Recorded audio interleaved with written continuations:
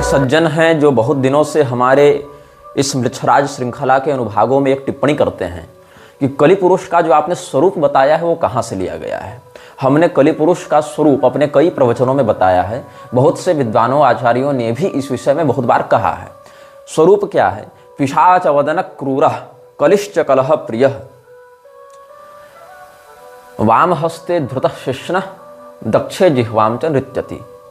भाव क्या है कि बहुत क्रूर पिशाच के समान जिसकी मुखाकृति है, कलह में जिसको बड़ा मन लगता है, कलह से जो प्रेम करता है, अपने बाएं हाथ में लिंग को पकड़कर और दाहिने हाथ में जिह्वा को पकड़कर जो नृत्य कर रहा है, ऐसा स्वरूप कलियुग का बताया गया है। और इसी कलि पुरुष की आराधना करके मृच्छराज वर्तमान वाले ने भी और पहले वालों ने भी बहुत कुछ उपद्रव किया और आगे करने की योजना बनाते रहते हैं और अपने अनुयायियों को, अपने आराधकों को प्रत्यक्ष रूप से अथवा परोक्ष रूप से लोगों में अधर्म को ही धर्म के रूप में प्रतिस्थापित करने के लिए भेजते रहते हैं। इतना आपको हमने बोध पहले भी करा दिया था। अब उस सज्जन ने यह प्रश्न किया है कि ये ध्यान कहाँ का है, ये जो भाव है वो कहाँ वर्णित है। तो मैं भी इस विषय में बहुत दिनों से शोधरत था कि भाई कहाँ का है, क्योंकि मैंने इस श्लोक को पंचांग में पढ़ा था। पंचांग जो भारत में मान्य ज्योतिषीगण निकालते हैं, परंपरागत जो पंचांग छपते हैं, अधिकांश पंचांगों में ये श्लोक युग धर्म के स्वरूप निरूपण में पहले दिया होता है, लेकिन वहाँ मुख्य श्लोक तो मिलता है किंतु उसका संदर्भ उन्होंने नहीं दिया होता है। बचपन में हमने पढ़ा था, हम इसी बात को कहते रहे। किंतु हम अपने दर्शकों का धन्यवाद व्यक्त करना चाहेंगे कि उनके अनेकानेक प्रश्नों से हमारा स्वाध्याय भी दृढ़ होता है और हमारे अध्ययन के दृढ़ होने से फिर लोगों का भी मंगल होता है, अलग अलग बातें सामने आती हैं। तो ज्ञान का तो कोई अंत है नहीं, जन्म जन्मांतर तक अध्ययन, स्वाध्याय और शोध चलता ही रहता है। तो हम अपने दर्शकों का धन्यवाद व्यक्त करते हैं कि वो इस प्रकार के प्रश्न पूछते हैं जिसका समयानुसार हम अवलोकन करते हैं, शास्त्रीय शोध करते हैं और हम उनको उत्तर देने में भगवत कृपा से समर्थ होते हैं। हम आपको ब्रह्म वैवर्त पुराण के तृतीय खंड के परिशिष्ट के रूप में व्यक्त किए गए काशी रहस्य से एक भाव व्यक्त करना चाहेंगे और इस भाव को आप समझेंगे तो आगे बहुत सी संस्थाओं के षड्यंत्र को समझने में आपको सुविधा होगी। जैसा कि पहले हमने योगानंद के विषय में बताया, जैसा कि हम वर्तमान में इस्कॉन के विषय में बता रहे हैं, महेश योगी इत्यादि के बारे में भी बता चुके हैं। आगे विवेकानंद, आरएसएस और गायत्री परिवार या ब्रह्मा कुमारी या ओशो या और भी इस प्रकार के अनुकूल ठाकुर, ये सब के ऊपर भी बातें आएंगी।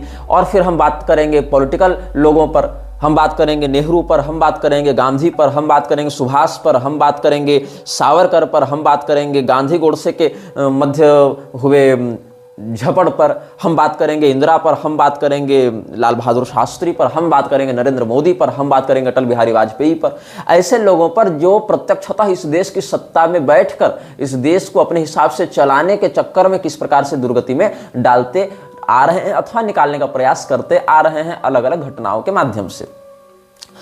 इसके अनंतर हम इस श्रृंखला में इन विषयों पर भी चर्चा करेंगे कि कैसे मृच्छराज के द्वारा भेजे गए ईसाइयों के द्वारा, मुसलमानों के द्वारा, बौद्धों के द्वारा इस देश की मूल संस्कृति अवधारणा को विकृत किया गया है, चाहे तलवार से, चाहे कलम से, चाहे मीठा खिलाकर, चाहे जहर चटाकर।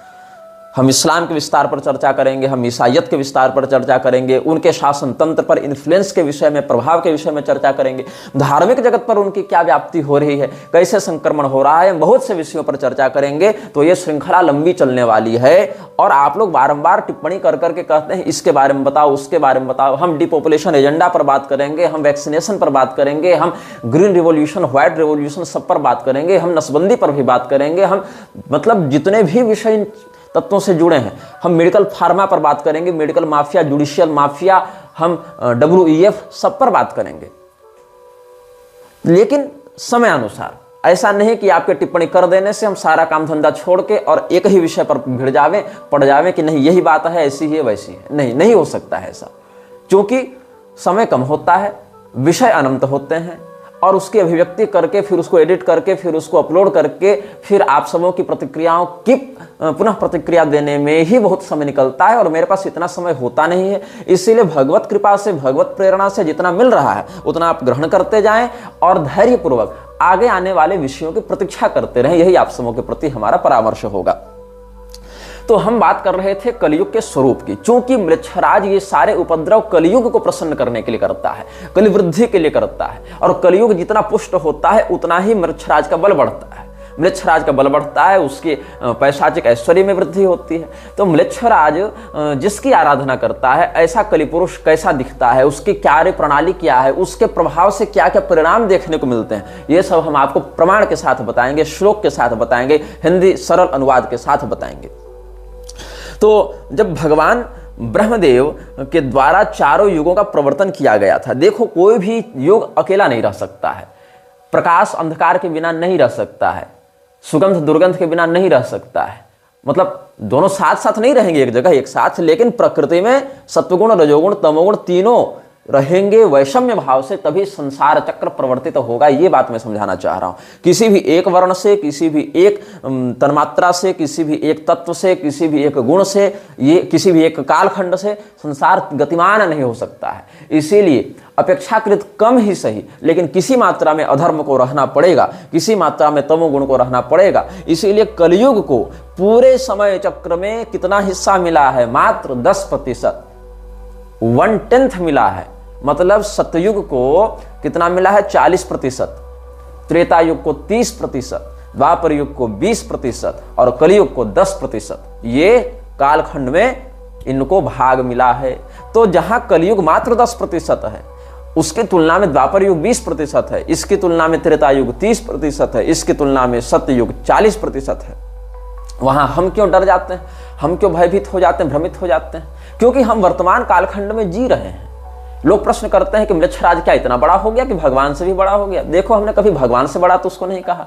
भगवान क्या, हमने तो देवराज इंद्र से बड़ा उसको नहीं कहा। देवराज इंद्र क्या, गुह्यकावतार विक्रमादित्य से हमने उसको बड़ा नहीं कहा। लेकिन बात क्या है, अभी वो प्रभावी है। डायरिया कैंसर नहीं है, लेकिन जब पकड़ता है तो व्यक्ति व्यथित हो जाता है। जबकि डायरिया 2 दिन में ठीक होने वाली बीमारी है, उचित उपचार मिल जावे तो 2 दिन में डायरिया ठीक है।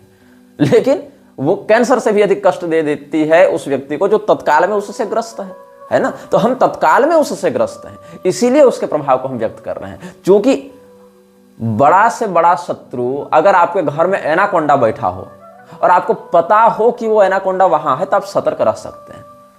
आपके माध्यम से उसके द्वारा आपको क्षति पहुंचाए जाने की संभावना कम हो सकती है। लेकिन अगर आपके घर में एक डेंगू का मच्छर उड़ रहा हो और आपको पता नहीं हो और आप उससे बचाव का प्रयास नहीं कर रहे हैं, तो वो आपके जीवन में हावी हो सकता है, आपको मार भी सकता है। ये शत्रुबोध के प्रति जो व्यक्ति की उपेक्षा और सतर्कता है, इसी से परिणाम अपने पक्ष में या अपने विपक्ष में हो जाते हैं। तो म्लेच्छराज की सत्ता उतनी बड़ी नहीं है जितना तुम लोग समझ बैठे हो। हाँ, वर्तमान में हमारे सापेक्ष, हमारे बोध, हमारी तैयारी के सापेक्ष बहुत दृढ़ है, इसीलिए हम उसको महत्वपूर्ण खतरे के रूप में आपके समक्ष व्यक्त करते हैं। और जिस प्रकार के तत्वों को मृच्छराज ने अधर्म को बढ़ाने के लिए भेजा, जैसे कि मूसा, जैसे कि ईसा, जैसे कि पैगंबर, इन लोगों का यशोगान करने वाले जो विवेकानंद हैं, जो प्रभुपाद हैं, उन लोगों की चापलूसी कौन करते रहते हैं? वे लोग जो हमारे धर्म जगत के प्रतिष्ठित विद्वान महापुरुष के रूप में देखे जा रहे हैं, जैसे कि स्वामी राघवाचार्य, जैसे कि स्वामी राजेंद्र दास देवाचार्य, मलुपीठ वाले प्रभुपाद की कितनी भर भर टोकरी प्रशंसा करते हैं। राघवाचार्य जी बेंगलोर जाके इस्कॉन के संस्थान में प्रभुपाद के सामने माथा टेक कर आए। हमने विरोध भी किया मंच से, उन्हीं के संप्रदाय वालों ने विरोध करने का साहस नहीं किया, लेकिन हमने किया, क्योंकि हमको धर्मनिष्ठा की आशा रहती है ऐसे लोगों से।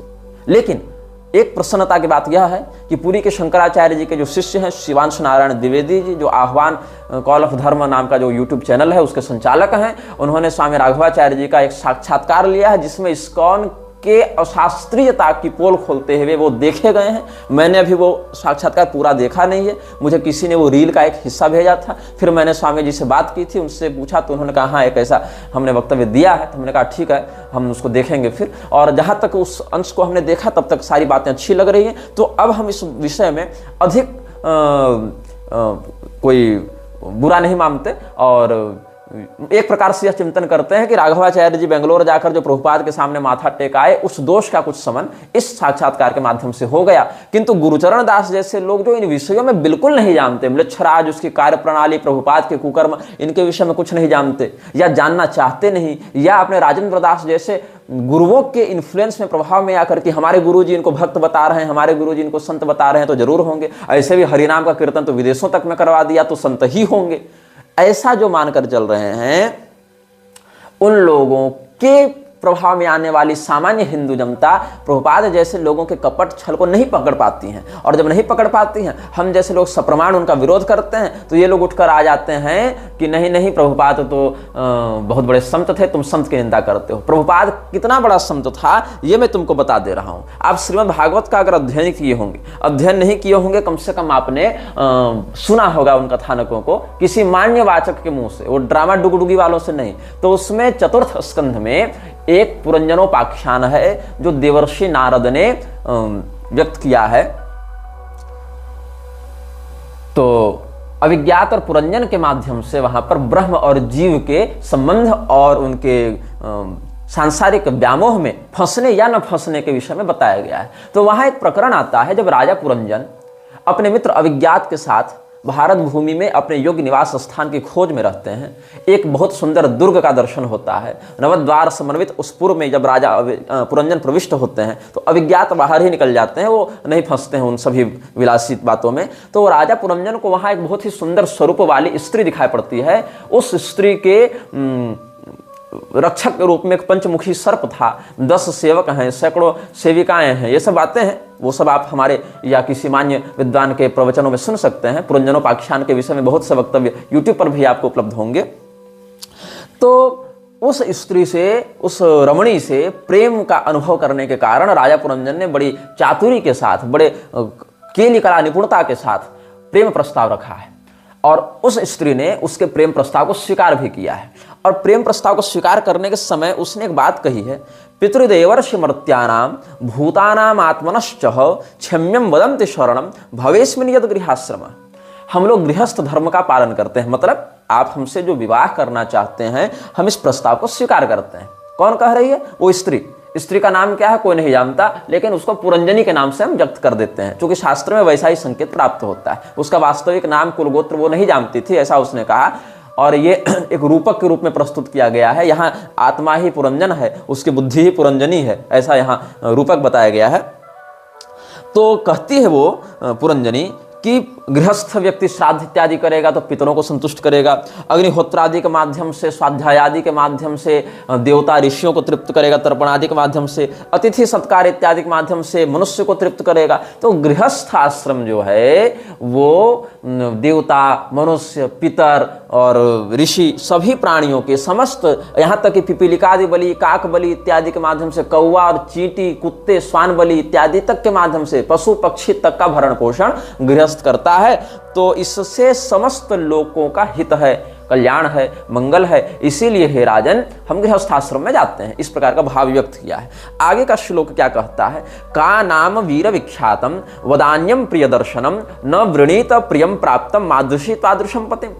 हे राजन, आपने हमारे सौंदर्य की, हमारे लावण्य की प्रशंसा की है, तो ऐसा नहीं कि हम ही केवल इतनी सुंदरी हैं, आप भी परम सुंदर हैं, आप बड़े वीर हैं, बड़े उदात्त चरित्र वाले नायक हैं, आप बड़े विख्यात हैं। तो कौन सी ऐसी स्त्री होगी जो आप जैसे सज्जन आर्य पुरुष को अपना पति स्वीकार नहीं करना चाहेगी? इतनी सी बात है इस प्रसंग में कि एक राजा एक रानी के प्रति प्रेम व्यक्त करता है और रानी भी उसके प्रेम को बड़ी पवित्रता के साथ स्वीकार करती है। दोनों विवाह करते हैं, तो दोनों एक दूसरे की सुंदरता या उन्नत व्यक्तित्व की प्रशंसा करते हैं। इतनी सी बात है। लेकिन अब हम इतना बता क्यों रहे हैं? यहां हम बता रहे हैं कि प्रभुपाद ने इसका कैसे व्याख्यान किया है। जिस प्रभुपाद को तुम संत मानते हो और हमारे कथित जगतगुरु लोग जिस प्रभुपाद को बड़ा संत बताते फिरते हैं, उस व्यक्ति ने यहां पर क्या अर्थ किया है जिस अर्थ का कोई तालमेल नहीं इस प्रसंग से। अगर श्लोक में ऐसा कोई भाव प्रतीत होता तो समझ में आता कि हाँ, श्लोक में ऐसा भाव है तो कह रहा है व्यक्ति। टीकाकार श्लोक के विरुद्ध तो टीका करेगा नहीं, अगर अच्छा टीकाकार है तो। लेकिन यहां पर श्लोक में कोई ऐसा भाव नहीं है, फिर भी अपने से घुसाया है प्रभुपाद ने अनुवाद में। भागवत महापुराण की उसकी टीका को पढ़ना, क्या लिखता है यहां जो है ना, का नाम वीर विख्यातम वदान्यम प्रिय दर्शनम। तो यहां विख्यातम शब्द पर जो व्याख्या की है प्रभुपाद ने, वो क्या कहता है? In this regard the word विख्यातम इज वेरी सिग्निफिकेंट। इस प्रसंग में विख्यातम शब्द बहुत महत्वपूर्ण है। बहुत अच्छी बात है। क्या महत्व है इसका? तो a man is always famous for his aggression toward a beautiful man women. हाँ, a man is always famous for his aggression toward a beautiful women and such aggression is sometimes considered a rape.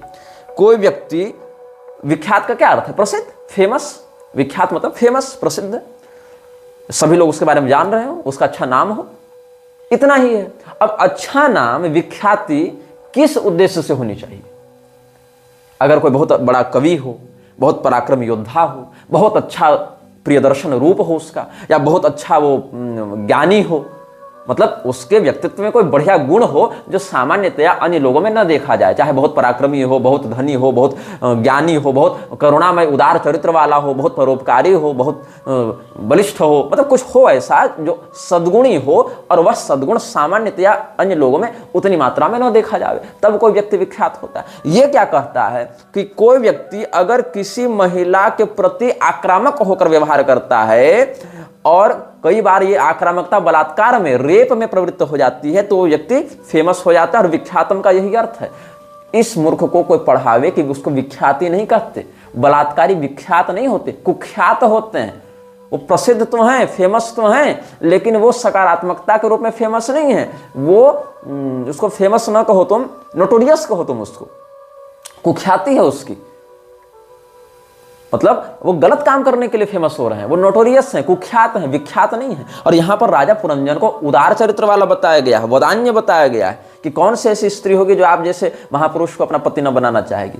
इतना ही नहीं रुका प्रभुपाद, इसकी mentality देखो आगे क्या लिखता है। Although rape is not legally allowed, यद्यपि कानूनी रूप से बलात्कार का समर्थन नहीं किया गया है या बलात्कार को प्रोत्साहित नहीं किया गया, अनुमति नहीं दी गई, फिर भी इट इज अ फैक्ट, ये फैक्ट बता रहा है, it is a fact that a woman likes a man who is very expert at rape. ये क्या कहता है कि औरत, यहां पर औरत ही कहूंगा, औरत हालांकि एक अच्छा शब्द नहीं है, लेकिन इसकी भाषा में वही है कि जो स्त्री बलात्कार करने वाले पुरुष के प्रति आकर्षित हो, मतलब वो भी मानसिक रूप से स्वस्थ नहीं है। जो स्त्री बलात्कार को एंजॉय करे, मतलब वो यौन रोग से या किसी यौन मानसिक विकार से ग्रस्त है, वो अपनी स्वस्थ मानसिक स्थिति में नहीं है। और उस स्त्री की मनस्थिति को संसार की समस्त स्त्रियों में आरोपित करके उसको जनरलाइज नहीं किया जा सकता है, इस भावना का सामान्यीकरण नहीं किया जा सकता है। कोई व्यक्ति अगर बलात्कारी मानसिकता का व्यक्ति है, कोई व्यक्ति 5-6 साल की बच्ची को देखकर भी अगर उसके प्रति बलात्कार की भावना कर रहा है, युवावस्था को छोड़ दो, मान लो मन भटक गया, हालांकि वहां नहीं होना चाहिए, लेकिन चलो युवावस्था थी, लेकिन 5-5 साल की बच्ची को देखकर भी मन भटक जा रहा है तुम्हारा, इसका अर्थ है तुम मनोरोगी हो, तुम स्वस्थ मानसिकता से नहीं हो। और तुम्हारी मानसिकता को समाज में समस्त पुरुषों के लिए जनरलाइज नहीं किया जा सकता है। ये एक तथ्य है, ये फैक्ट है। लेकिन प्रभुपाद यहां क्या लिखता है कि नहीं, फैक्ट क्या है? It is a fact although rape is not legally allowed, it is a fact that a woman likes a man who is very expert at rape. मतलब प्रभुपाद ये मानता था कि स्त्री के लिए वह पुरुष विख्यात है जो उसके प्रति आक्रामक हो, और यह आक्रामकता कई बार बलात्कार में भी परिणत हो सकती है। और जो पुरुष बलात्कार में निपुण होता है, स्त्री उससे प्रेम करती है, उसके प्रति आकर्षित होती है और उसको पसंद करती है।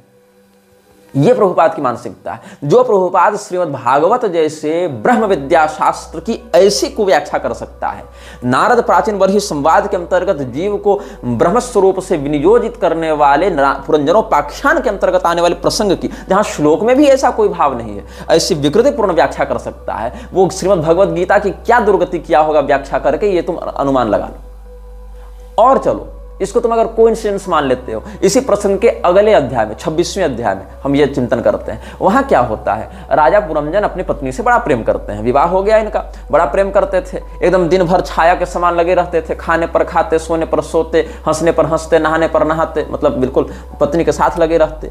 एक दिन अपनी पत्नी से अनुमति लिए बिना या उसको साथ लिए बिना या उसको सूचित किए बिना राजा पुरंजन शिकार खेलने चले गए। वापस आए, पत्नी रूठी हुई थी, पत्नी को मनाने लगे। मनाने के लिए अलग अलग प्रकार के प्रणय भाव का निवेदन किया, पैर भी दबाया, पुचकारा भी कि चलो मान जाओ मान जाओ, और अंत में क्या कहते हैं कि तुम्हारी सुंदरता से कामदेव ने मुझे पीड़ित कर रखा है। और जो पति इतना प्रेम करे उस पति को तो सदैव स्त्रियों के द्वारा, पत्नी के द्वारा सम्मान प्राप्त होना चाहिए। तो मुझसे गलती तो हो गई, मुझसे पाप तो हो गया कि तुमसे परामर्श किए बिना, तुमसे अनुमति लिए बिना या तुमको साथ में लिए बिना हम चले गए थे शिकार खेलने के लिए। लेकिन ये बात भी सच है कि हम तुमसे बड़ा प्रेम करते हैं और अपने वश में तुमने हमें कर रखा है, अपने प्रेम से तुमने हमें अपने नियंत्रण में कर रखा है। इसलिए हमें क्षमा करके हमारी ओर प्रेम से देखो और हमें प्रसन्न करो, अपने क्रोध को दूर करो। यही भाव है इस श्लोक का। तन्मे प्रसीद सुहृदः कृतकिल विशस्य स्वैरम गतस्य मृगयाम व्यसनातुरस्य कादेवरम वशगतम कुसुमास्त्र वेग विस्रस्तपौष्ण मुशति न भजेत कृत्य। ये हमने आपको सरल में इसका अर्थ बता दिया। प्रभुपाद ने इस श्लोक की व्याख्या में क्या लिखा है, वो क्या लिखता है, generally when a woman is attacked by a man whether her husband और some other man she enjoys the attack being too lusty. Shrimad Bhagavat के 4 स्कंध के 26वें अध्याय के 26वें श्लोक की व्याख्या में प्रभुपाद ने लिखा है। अगर मैं गलत हूं तो तुम क्रॉस वेरीफाई कर सकते हो। अगर मैं गलत बता रहा हूं तुम प्रभुपाद के किताब से इसको क्रॉस वेरीफाई कर सकते हो कि मैं सही कह रहा हूं कि गलत कह रहा हूं। ऑनलाइन भी ये सब पीडीएफ या वेबसाइट्स में उपलब्ध होंगे श्रीमद् भागवत के उसके एक्सर्प्स। तो क्या होता है, प्रभुपाद लिखता है इसमें, जब कोई महिला किसी पुरुष के द्वारा आक्रमण की जाती है, क्योंकि कोई पुरुष किसी महिला पर आक्रमण करता है यौन भाव से, मतलब आक्रमण तो भाई गहना लूटने के लिए भी कर सकता है, लेकिन वहां पर यौन तृप्ति की उत्कंठा नहीं होती है। मतलब अगर कोई महिला का मंगलसूत्र छीन कर भाग रहा है उसका अलग भाव बनेगा, लेकिन कोई रेप करना चाह रहा है उसका अलग भाव बनेगा। रेप करना वाला तो गहना इत्यादि कुछ नहीं देखता ना, और गहना देखने वाले को उसकी शारीरिक सुंदरता या उससे कोई मतलब नहीं, वो तो सोना चांदी देखेगा। तो आक्रमण करने का उद्देश्य अगर यहाँ बलात्कार करना हो तो महिला उसको एंजॉय करती है, ऐसा प्रभुपाद का कहना है। अब देखो होता क्या है, काम शास्त्र में मैंने भगवती की कृपा से 12विध काम शास्त्र का भी अध्ययन किया है। तो काम शास्त्र में बाभ्रव्य मुनि का मत है, पुरूरवा का मत है, साम्राज दीक्षित का मत है, ऐसे करके बहुत कुछ है, वात्सायन महर्षि का मत है। तो जो यहाँ पर भाव है काम शास्त्र में, उसमें नायिका और नायक की कई श्रेणियां होती हैं। तो कई बार क्या होता है, कोई नायिका रति क्रीड़ा के मध्य अपने मुख को लज्जित भाव से नीचे करती है, क्योंकि वस्त्र अनावृत हो रहे होते हैं, तो वस्त्र की न्यूनता के कारण उसको अभ्यास नहीं होता इस प्रकार से न्यून वस्त्रों में रहने का या निर्वस्त्र रहने का। तो उस समय वह चाहती है कि हम रति करें, किंतु उस स्थिति में लज्जा का भी अतिरेक उसके अंदर हो जाता है। तो अपने जो सौंदर्यांग है उनको छिपाते हुए या मुख को ऐसे लज्जित करके नीचे किए हुए वो प्रतिकार करती है कि नहीं नहीं ऐसा मत कीजिए, नहीं नहीं गुदगुदी लग रही है या लज्जा आ रही है या ऐसा। तो उस समय नायक जो है उसके प्रेम की अभिवृद्धि करता है, बलपूर्वक उसके हाथ को पकड़ता है, उसके साथ रति का व्यवहार करने लगता है, लेकिन वहां पर अपनी प्रियतमा को ये कष्ट देने के लिए या अपने प्रियतमा को तिरस्कृत करने के लिए वो नहीं करता है, बल्कि वो थोड़ा सा मतलब अपने बल का प्रदर्शन करता है। और इस समय संतुलित मात्रा में उसके ऐसे हठ करने से, ऐसे बल करने से उस प्रियतमा के लज्जा की निवृत्ति होती है और फिर वो उस प्रेम का आनंद लेती है। ये एक तथ्य है, ये काम शास्त्र का एक मत है। लेकिन अगर वह रति की इच्छा नहीं रखती और विशेष करके जब वो उसका पति भी नहीं है, मतलब बलात्कार हो रहा है उसके साथ, तब क्यों एंजॉय करेगी भाई? तब तो वो रोएगी, चिल्लाएगी, अपनी रक्षा की प्रार्थना करेगी। इन लोगों ने, इन मूर्खों ने सीता जी का चरित्र नहीं पढ़ा है। रावण कितना प्रलोभन दिया, सीता जी का मन डिगा, सपने में भी डिगा। दमयंती का मन डिगा था, वो व्यास से बलात्कार करना चाहता था तो डिगा था मन। द्रौपदी जी का मन डिगा था। अरे इन सती साध्वी जो हमारी देवियां हैं, हमारी भगवती हैं, उनका तुम चरित्र क्यों नहीं देखते? तुम सामान्यतः जनरलाइज कर रहे हो। कुलटा स्त्री का व्यक्तित्व यहां थोड़ी दिखाया जा रहा है।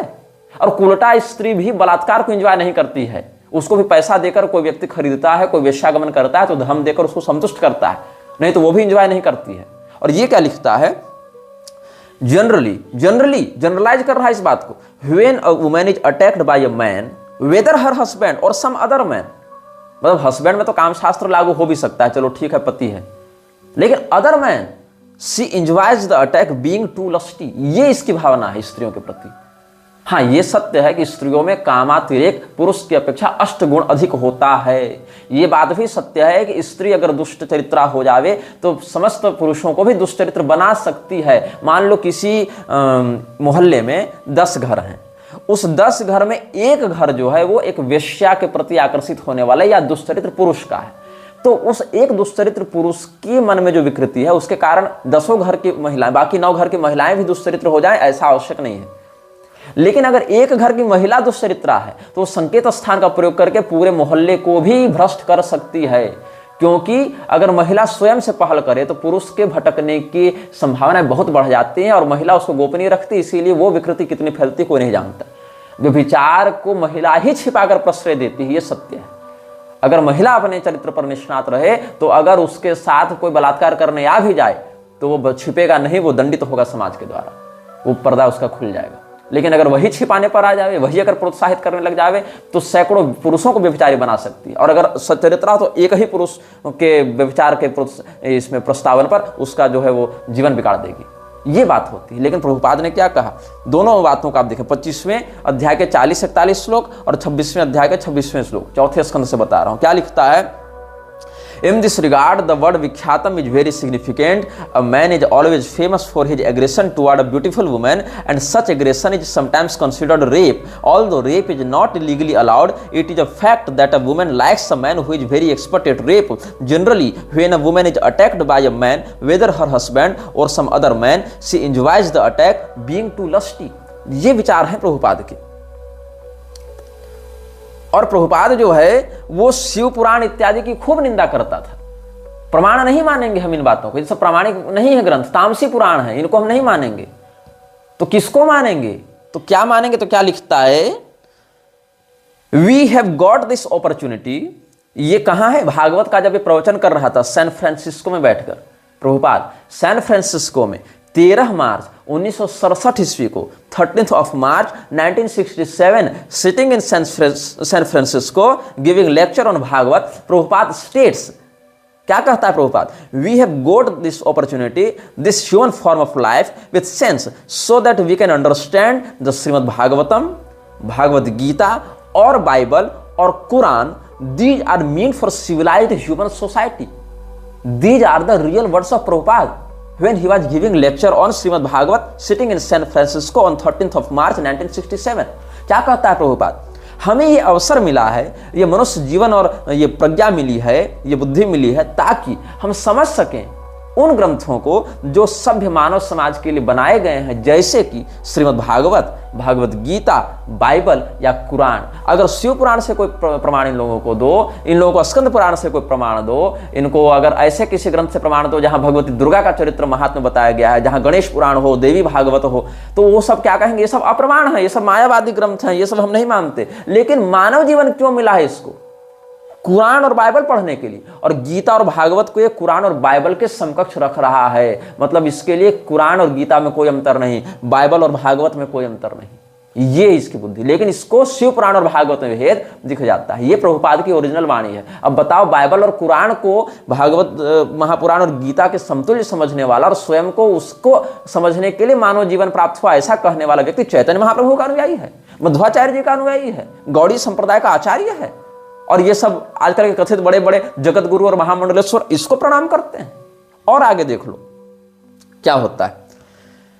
1 जुलाई 1976 को जब अक्षोयानंद ये सबसे बात नहीं, ये जब बात हो रही थी, अक्षोयानंद को तो गाली दिया था इसने, अक्षोयानंद या क्या नाम है इसका, स्वामी करपात्री जी और स्वामी अखंडानंद जी वो क्या कहा था इसने, it is very popular amongst the Mayavadi people you speak of all now the so called Vedantists they are speaking on Shrimad Bhagavatam distorting. मतलब आजकल के जो मायावादी वेदांती हैं, जिनको शंकराचार्य की परंपरा वालों को खूब गाली देता था ना प्रभुपाद, लेकिन कभी इसने ईसा मसीह को कुछ नहीं भला बुरा कहा, क्योंकि तुरंत विदेश वाले 2-2 लाख देके निकाल देते वहां से. लेकिन उनका पैसा चाहिए था, उनको अपनी ओर कल्ट बनाकर आकर्षित करना था.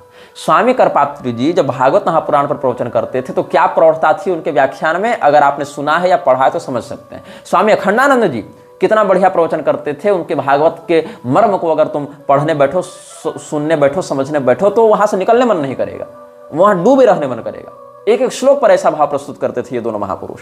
और मलुक पीठ वाले महाराज जी भी इन दोनों महापुरुषों की खुलेआम सराहना करते हैं, मंच से प्रशंसा करते हैं, और कई मामलों में इनका संदर्भ देकर उदाहरण भी देते हैं. राघवाचार्य जी भी ऐसा करते हैं, पूरी के शंकराचार्य जी भी ऐसा करते हैं. मतलब जो भी इस प्रकार से शास्त्रीय ग्रंथों से जुड़े लोग हैं वो ऐसा करते हैं. किंतु क्या कहा था इसने, प्रभुपाद ने, जो गीता और भागवत को कुरान और बाइबल के समतुल्य बता रहा है और प्रामाणिक बता रहा है कुरान बाइबल को, वो भागवत के प्रवचन करने पर करपात्री स्वामी को कहता था कि तुम तो भागवत के अर्थ को विकृत करते हो। जो रेप का समर्थन भागवत से करवा रहा है, बलात्कार का समर्थन भागवत से करवा रहा है, वो स्वामी करपात्री जी पर आक्षेप करता था कि तुम भागवत की गलत व्याख्या कर रहे हो। और क्या कहता था, रास्कल कहता था।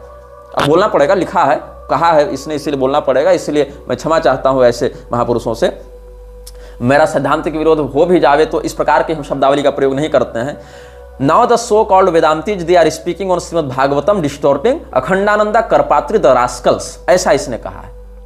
स्वामी करपात्री जी के विरोध में अगर अभी हम ऐसे शब्द का प्रयोग कर दें, भगवत कृपा से नहीं करेंगे, लेकिन अगर कर दें तो कितने लोग मेरे विरुद्ध हो जाएंगे।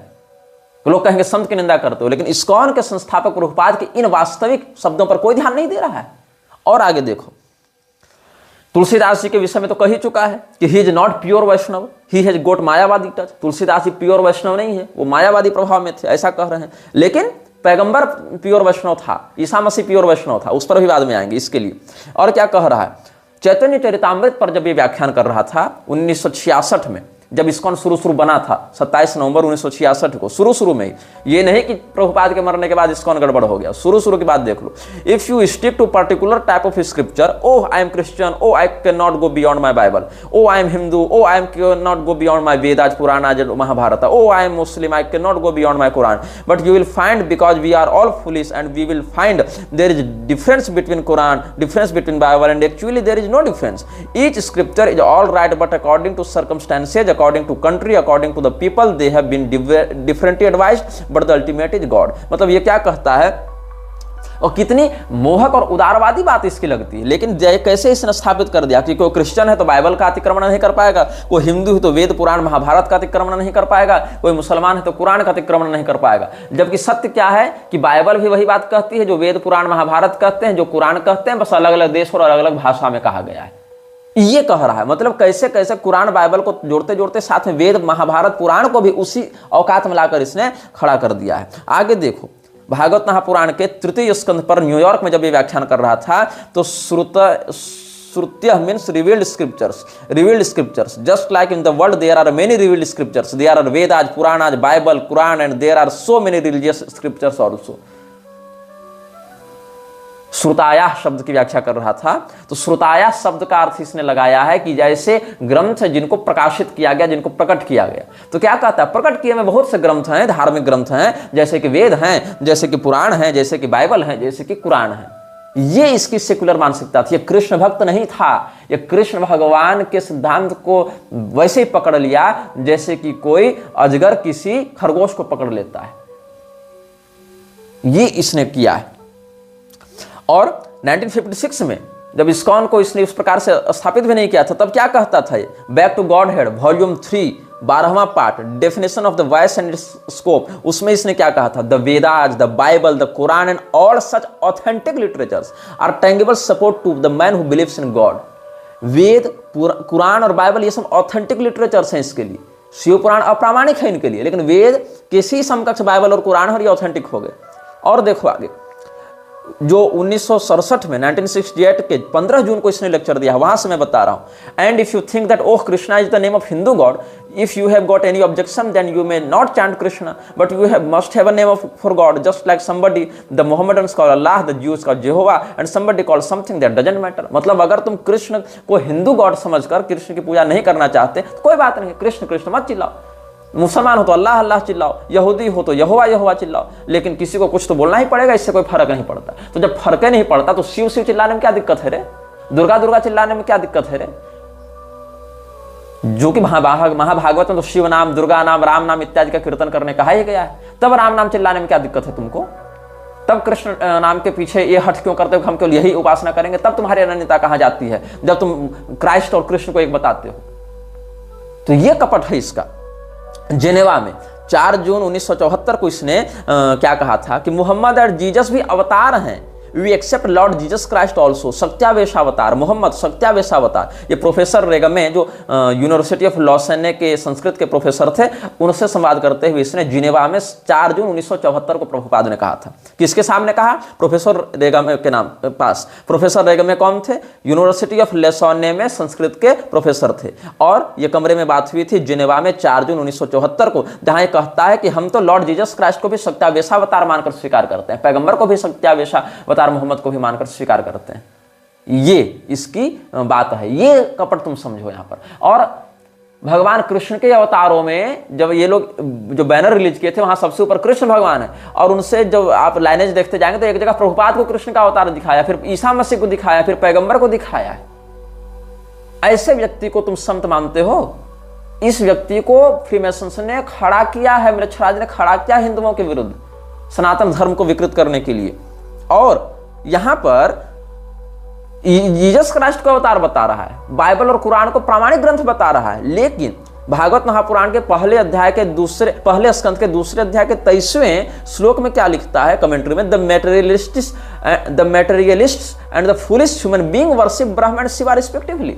मतलब जो मूर्ख और भौतिकवादी लोग हैं, मायावादी लोग हैं, या जो अज्ञानी लोग हैं, वो ब्रह्मा जी की पूजा करते हैं, वो शिव जी की पूजा करते हैं। ये अर्थ लगा रहा है। मतलब जीसस क्राइस्ट की पूजा करना ठीक है, पैगंबर की पूजा करना ठीक है, लेकिन शिव जी और ब्रह्मा जी की पूजा करना गलत हो गया प्रभुपाद के लिए। और देखो, रामानुजाचार्य जी और मध्वाचार्य जी को जीसस क्राइस्ट के समान मानता था। क्या आज के वैष्णवाचार्य जैसे मलु पीठवाले जैसे राघवाचार्य इस बात को प्रामाणिक मानेंगे?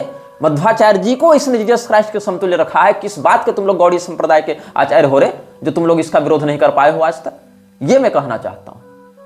तुम लोग मेरे ऊपर आक्षेप करते हो कि तुम वैष्णवाचार्यों की निंदा करते हो। मैं ही हूं जो वैष्णवाचार्यों के सम्मान के लिए मुखर होकर कहता हूं, और तुम्हारे अंदर जो घुसपैठ है ना, उसको खींच खींच कर बाहर निकालता हूं, जिंदा पोस्टमार्टम करके बाहर निकालता हूं। तो यहां पर क्या हो रहा है, क्या कहता है ये भागवत महापुराण के दूसरे स्कंद के दूसरे अध्याय के 36वें श्लोक की कमेंट्री में? All the great acharya like Ramanuja, Madhva, Chaitanya, Saraswati Thakur, और even in other countries Muhammad, Christ and others have all extensively glorified the Lord by chanting always in every place. यहां पर मोहम्मद और जीसस को रामानुजाचार्य, मध्वाचार्य, चैतन्य महाप्रभु के समकक्ष इसने रख दिया है। और भागवत महापुराण के दूसरे स्कंद के दूसरे अध्याय की 31वें श्लोक की कमेंट्री में क्या लिखता है? To be more clear, if one wants to attain the stage of love of Godhead, he must give up all desires for material enjoyment. He should refrain from worshipping any of the demigods, and he should devote himself only to the worship of the supreme personality of Godhead. मतलब केवल भगवान कृष्ण ही godhead हैं, supreme हैं, और बाकी demigods हैं। लेकिन पैगंबर को तुम मानोगे कि उसकी पूजा करनी चाहिए, वो सच्चा आचार्य था। ईसा मसीह को मानोगे, और बाकी लोग शिव जी, ब्रह्मा जी सब डेमीगॉड्स हैं।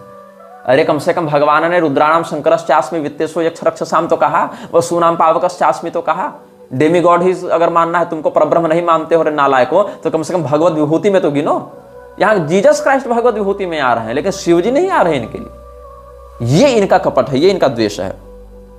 और Maitreya was a great sage and a learned scholar philosopher, but not a pure devotee of the Lord. Maitreya मुनि जो विदुर जी को भगवान की इतनी सुंदर भक्ति बता रहे हैं, इतना सुंदर गजब का ज्ञान दे रहे हैं, मैत्रेय मुनि जो भागवत महापुराण का विदुर जी, परम भागवत परम भक्त विदुर जी को उपदेश कर रहे हैं, वो प्रभुपाद के लिए सच्चे भक्त नहीं थे। गोस्वामी तुलसीदास जी सच्चे भक्त नहीं थे, इसके लिए तो दुर्वासा मुनि भी सच्चे भक्त नहीं थे। जबकि ब्रह्म वैवर्त पुराण के प्रकृति खंड में शिव जी ने स्वयं दुर्वासा जी को भगवान कृष्ण का परम भक्त बताया है, वहां इसको प्रमाण नहीं मानेगा। ये मैत्रेय मुनि जो जिनके पास भगवान के परम भक्त उद्धव जी ने परम भक्त विदुर जी को ज्ञान लेने भेजा, वो मैत्रेय जी इसके लिए भक्त नहीं थे प्रभुपाद के लिए। लेकिन जीसस क्राइस्ट बहुत बड़ा भक्त था, पैगंबर बहुत बड़ा भक्त था।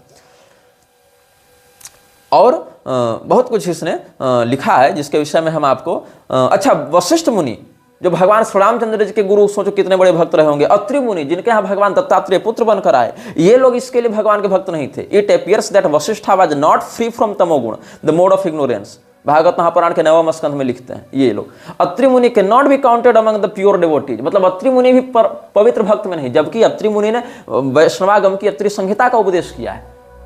और मतलब अत्रि मुनि जिनके पुत्र बनकर भगवान दत्तात्रेय के रूप में आए, वशिष्ठ मुनि जिनका शिष्यत्व श्री राम जी के रूप में भगवान ने स्वीकार किया, दुर्वासा मुनि जिनको गुरु रूप में भगवान ने अपना गोपियों को परिचय दिया, दुर्वासा जी हमारे गुरु हैं, ऐसे भक्त भी भक्त नहीं थे। गोस्वामी तुलसीदास भक्त नहीं, और ये मैत्रेय मुनि भक्त नहीं, दुर्वासा मुनि भक्त नहीं, वशिष्ठ जी भक्त नहीं, तो भक्त कौन? केवल प्रभुपाद इकलौता पैदा हुआ था भक्त बनकर, और कोई भक्त नहीं था। ये इनकी धूर्तता है। तो हमने आपको प्रभुपाद के ही वचनों से सब कुछ बताया कि कैसे ये लोग मूर्खता करते जा रहे हैं। और कलयुग के विषय में जो हम आपको बताना चाह रहे थे कि कलयुग किस प्रकार से उसका स्वरूप है या कलयुग का कैसा लक्षण है, ये सब हम आपको जो बता रहे थे। तो उस विषय में जब ब्रह्मा जी ने चारों युगों की रचना की थी, तो चारों युगों में अलग अलग कालमान है, जिसमें कलयुग का हिस्सा 10% है, द्वापर युग का हिस्सा 20% है, त्रेता युग का 30% है, और सत्ययुग का 40% है। तो यहाँ पर ब्रह्मा जी ने जो सतयुग का स्वरूप बताया है वो कैसा है? सत्यम वैराग्य बहुलम ज्ञानवत पूर्ण विग्रहम यज्ञोपवीताक्षमाल प्रकोष्ठम ब्राह्मण प्रियम। सत्य स्वरूपी, जिसमें वैराग्य की प्रधानता हो, जो ज्ञान से परिपूर्ण हो, जिसका स्वरूप जो है यज्ञोपवीत से युक्त हो, अक्षमालिका से युक्त हो, ऐसा ब्राह्मण प्रिय जो युग है वह सत्य युग है। इस प्रकार से अब त्रेता द्वापर इत्यादि का देखो। त्रेताद्रुत तनु सद्भीर जुह्वन सुर्वकरो वृषः धर्म प्रवर्तकश्चापि प्रिय धर्म प्रकृतितः। त्रेता युग का कैसा स्वरूप है? सतयुग का तो जप करते हुए है कि यज्ञोपवीत है, ब्राह्मण के स्वरूप में है, जप कर रहे हैं, और जप करते हुए सत्य युक्त होकर ज्ञान वैराग्य से परिपूर्ण जिनका विग्रह है वो सत्य युग हो गए। अब ऐसे अलग अलग भाव भी हैं, लेकिन यहाँ चारों युगों का हम बता दे रहे हैं। फिर त्रेता युग का कैसा है? त्रेता युग बिल्कुल आदृत तनु है, भस्म इत्यादि से आदृत है जिनका शरीर, और कर्मकांड में इनकी निपुणता है। मतलब ज्ञान कांड प्रधान कौन हो गए? सत्ययुग, और कर्मकांड प्रधान हो गए त्रेतायुग। और सज्जनों से घिरे होकर सूर्य को हाथ में लेकर हवन कर रहे हैं, यज्ञ कर रहे हैं, और धर्म को बढ़ा रहे हैं, धर्म का प्रिय कर रहे हैं। ऐसा त्रेतायुग का स्वरूप है। द्वापर युग का कैसा है? द्वापर युग में थोड़ी सी कपट वृत्ति, थोड़ा सा कलह भाव भी लग जाता है। द्वापर खड्ग खट्वांग पाणि सर धनुर्धर लक्षणैर लक्षितः शांतः पुण्य पापात्मक कटु। द्वापर युग के हाथ में खड्ग है, कटार है और धनुष बाण है, लेकिन फिर भी शांत है, मतलब उग्र स्वभाव नहीं है। मतलब लड़ाई की मानसिकता है, लेकिन लड़ाकू प्रवृत्ति का नहीं है। मतलब पराक्रमी है, योद्धा है, लेकिन लड़ाकू नहीं है। जैसे कोई व्यक्ति पराक्रमी होता है लेकिन झगड़ालू नहीं होता है, जरूरत पड़ने पर ही आवश्यकता अनुसार पराक्रम का प्रदर्शन करता है। जैसे हनुमान जी पराक्रमी है, अतुलित बलधाम है, लेकिन झगड़ालू नहीं है, शांत चित्त है। वैसे ही द्वापर युग का स्वरूप बताया गया। इसमें पुण्य भी कुछ है, कुछ पाप भी है। अब कलयुग का क्या है? कलेश स्वरूपम शृणुताथ विप्रा विवेकिनाम शीघ्र फलप्रदम यत् विचारहीना प्रयतम च बहुधा कलौ यतस्ते सुविचारहीना। हे ब्राह्मणों, कलयुग का स्वरूप सुनो। कलयुग का स्वरूप जानोगे तो विवेकी लोगों को शीघ्र फल प्राप्त हो जाएगा। कलयुग में विचारहीन व्यक्ति बढ़ेंगे, अबोध व्यक्ति बढ़ेंगे। तो कैसा है? पिशाच वदन क्रूर कलिह कलह वल्लभ। यहाँ थोड़ा पाठ भेद है, कलिष्ठ कलह प्रिय भी मिलता है। कलिह कलह वल्लभ वामेन शिष्णम शिष्णम दक्षिण जिह्वाम धृत्वा नरर्तच। यही भाव है। इसी का पाठ भेद हमने बताया था कि पिशाच के समान क्रूर शरीर वाला कलयुग तो कलह से बड़ा प्रेम करता है, बाएं हाथ से लिंग को पकड़कर दाहिने हाथ से जिह्वा को पकड़कर नाचता है। और पाणिना पामरैस्तुल्यः पुण्या पुण्य विमिश्रकः ब्रह्मणोग्रे हसन खिब्जन रुदन मुह्यन अवस्थितः स्मित पूर्वमुवाचैनं ब्रह्मा पद्मवरासन। तो ब्रह्मा जी ने देखा अपने सामने कि कलयुग मेरे सामने अपने बाएं हाथ से लिंग और दक्षिण हाथ से जिह्वा को पकड़कर खूब पिशाच के समान क्रूरता पूर्वक हा करते हुए नाच रहा है, अट्टहास कर रहा है। उन्होंने पूछा, तुम ऐसा कर क्यों रहे हो? तुम्हारा ऐसा स्वरूप क्यों है? तब ब्रह्मा जी की बात सुनकर कलि पुरुष ने जो वचन दिया, जो उत्तर दिया, इसका भी हम आपको अगले अनुभाग में वर्णन करेंगे। कलि पुरुष को जो वंश परंपरा प्राप्त है, भगवान ब्रह्मा जी के वंश परंपरा में अधर्म, माया इत्यादि के माध्यम से जो इसका प्राकट हुआ, हिंसा, क्रोध इत्यादि के माध्यम से जो आगे बढ़ता गया है इसका परिवार, उसके विषय में हम पहले के अनुभागों में वक्तव्य दे चुके हैं। कलि पुरुष का स्वरूप कैसा है इसके विषय में हम पहले ही आप सबों को बता चुके हैं। तो यदि आप लोगों ने वो अनुभाग नहीं देखा है तो मृच्छराज श्रृंखला में वो आपको प्राप्त हो जाएगा।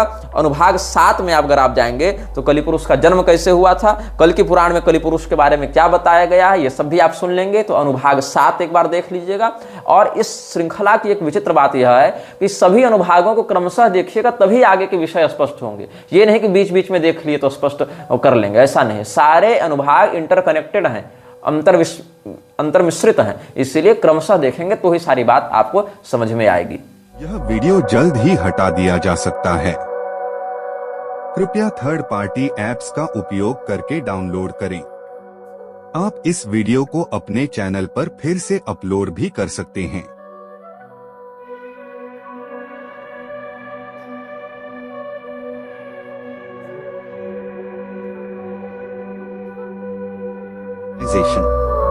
This video may get deleted soon.